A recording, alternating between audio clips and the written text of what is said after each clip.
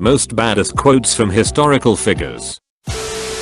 They've got us surrounded again, the poor bastards. A fool is the man who kills the father and leaves the child, so that he may take revenge. During WWII, General Eisenhower told General Patton to bypass the German city of Trier, because it would take at least 4 army divisions to capture it. Patton wrote back, "Have taken Trier with 2 divisions. What do you want me to do? Give it back." Glory is fleeting, but obscurity is forever. Literally getting roasted alive for his BELIEFS St. Lawrence. Turn me over, I'm done on this side. He who has a why to live can bear almost anyhow.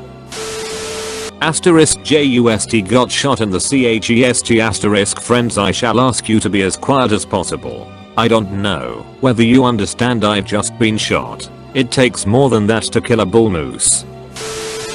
You don't win a war by dying for your country. You win by making the other poor bastard die for theirs.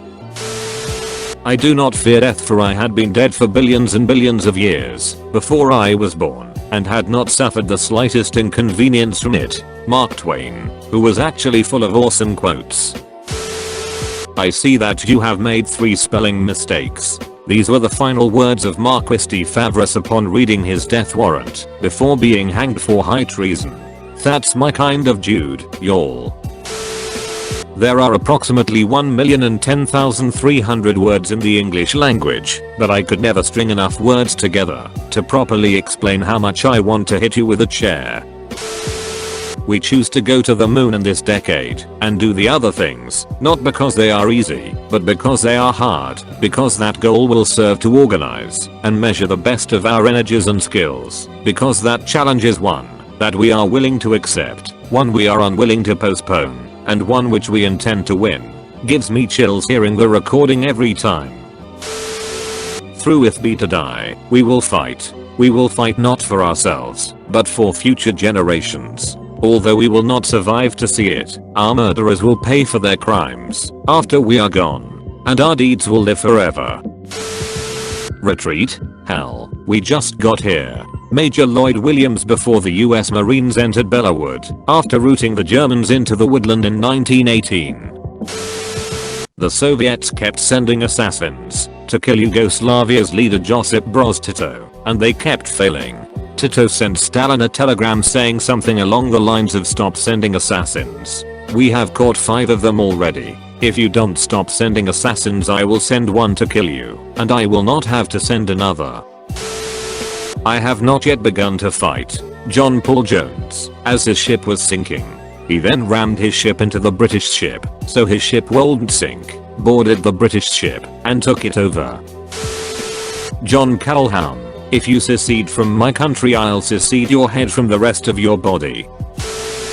A man who views the world the same at 50 as he did at 20 has wasted 30 years of his life. When you are going through hell, keep going. When a Russian officer was talking to Napoleon Bonaparte, he said, "We Russians fight for honor, you French fight only for gain." To which Napoleon replied saying, "You are quite right, each fights for that which he does not possess." I believe that forgiving them is God's function. Our job is simply to arrange the meeting. Come on, you sons of B*****CHES, do you want to live forever?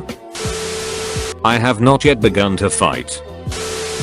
Lady Nancy Astor to Winston Churchill, "If you were my husband I would poison your tea." Churchill, "Nancy, if I were your husband I would drink it."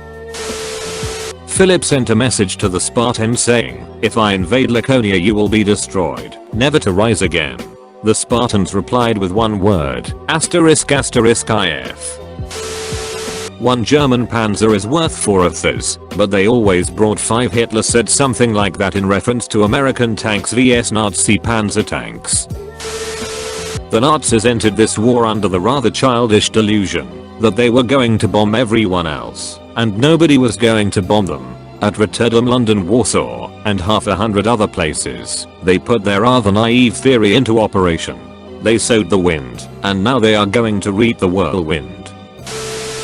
The wheels of history are turned by blood alone.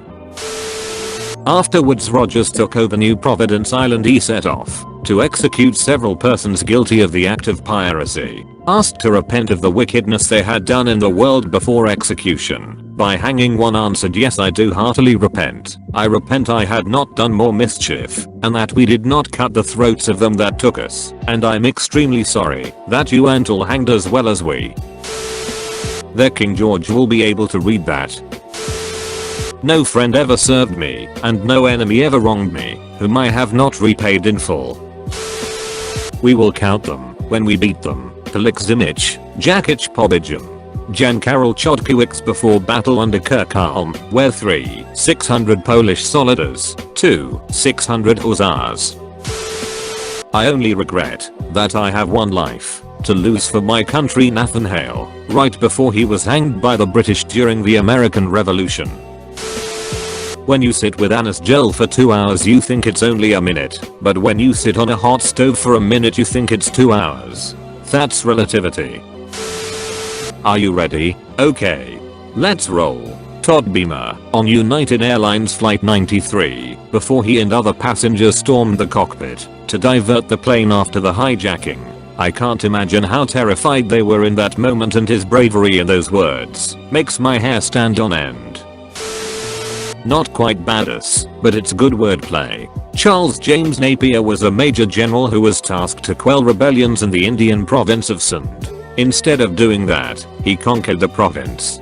Following the conquest he sent a short message to his superiors, Petavi, which translates to "I have sinned. I have sinned.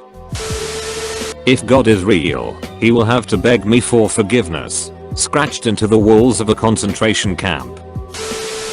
The die is cast, Caesar, upon crossing the Rubicon.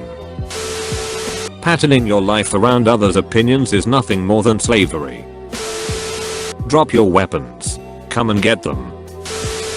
When the German Kaiser asked in 1912 what the 250,000 Swiss militiamen would do if invaded by 500,000 German soldiers, a Swiss ambassador replied, "Shoot twice and go home." We do what we cannot, because it is easy, but because it is hard. What, you egg? Stabs him Shakespeare overall, a very powerful message.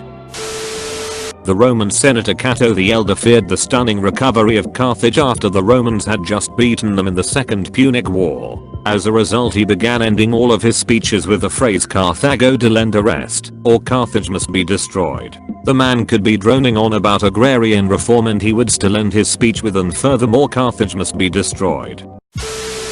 I would stand with God against man, rather than with man against God. Aristides de Sousa Mendes, the Portuguese diplomat that saved 30,000 Jewish people during the Holocaust. He made Schindler's numbers look like rookie numbers. Not taking anything for Schindler though. All good actions all the way around. Definitely one of my favorite quotes are "Inside of me there are two dogs. One is mean and evil and the other is good, and they fight each other all the time. When asked which one wins I answer, the one I feed the most." Any officer who goes into action without his sword is improperly dressed. Mad Jack Churchill, World War II soldier. Rabelais will, "I have nothing. I owe everything. The rest I leave to the poor." Caligula *ODERINT dumb mituant. *I scorn their hatred, if they do but fear me. You can know the name of a bird in all the languages of the world, but when you're finished, you'll know absolutely nothing whatever about the bird. So let's look at the bird and see what it's doing. That's what counts. I learned very early the difference between knowing the name of something and knowing something. Make sure to like and subscribe for more daily content. Thanks for watching.